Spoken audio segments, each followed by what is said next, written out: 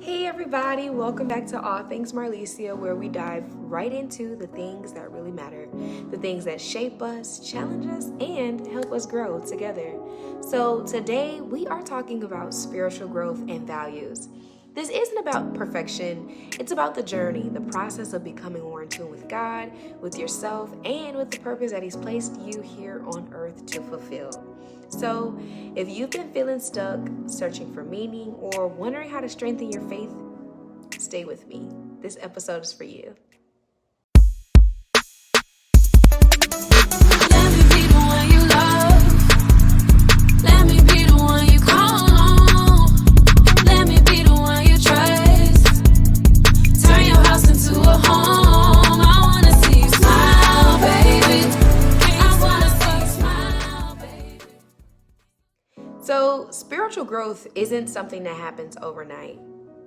Actually, it's many nights, and it's not a destination. It's a lifelong journey. And the truth is, never said there wouldn't be trials. Never said I wouldn't fall. Never said that everything would go the way I wanted to go. Nobody told me the road would be easy, and I don't believe He's brought me this far to leave me. So maybe you've had seasons where you felt so close to God, your prayers were flowing, peace was surrounding you, and then there are seasons of silence, right? Where you wonder if He's even still listening. If you've been there, you are not alone. But let me remind you, growth happens in both of those seasons, the mountain and the valley, the moments of clarity and the moments of doubt. So here's the key though. Growth happens when we seek Him, not just when things are going well, but especially when they're not. Growth happens when we surround ourselves with love and we surrender, and not just for our victories, but our struggles and our fears and our failures. Growth happens when we trust, not in what we see, but in who we know God to be. Spiritual growth isn't, like I said, about perfection. It's about being willing to learn, willing to listen, and willing to be transformed. So many of us say that we want spiritual growth and we want to grow spiritually, but we don't make room for God in our daily lives. We talk about wanting clarity, but we never sit still long enough to hear Him speak. You know what? In a world that's loud, constantly moving, constantly demanding something, prayer and stillness are literally our lifelines. The Bible says that in Psalm 46:10. Be still, be quiet, and know that I am God. Y'all go sit down somewhere and listen to God.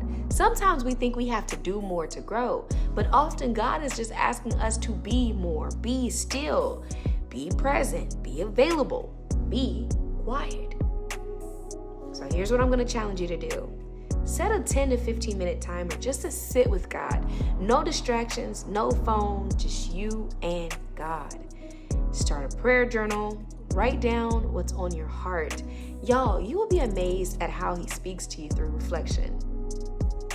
And also, listen more than you speak. I said that last time. Sometimes the most powerful prayers are the ones where we simply say, Lord, I'm here. Lord, I'm available. Lord, I'm listening. And when we create space for God, He fills it in many ways that we never imagined.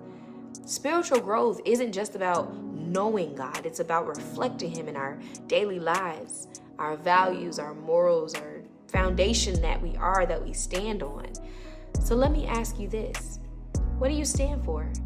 What are the values that guide your life? The things that you refuse to compromise on? Because the truth is, if we don't define our values, we already know the world will define them for us. If integrity is your value, that means choosing honesty even when it's hard. If faith is your value, that means standing firm even when the storm is raging. If love is your value, that means showing kindness even when it's not reciprocated. Living out your values is a daily decision. We choose to do this. It's how we show up. It's how we treat people. It's how we handle challenges.